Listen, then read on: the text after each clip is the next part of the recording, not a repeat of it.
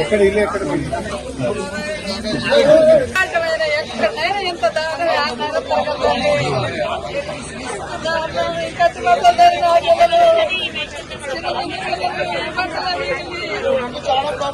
పని పట్టలేదు పట్టకపోయినా ఏమైనా లేవు ఏ ఒట్టి కడుపుకుంటానమ్మా ఈ వరదలతోటి.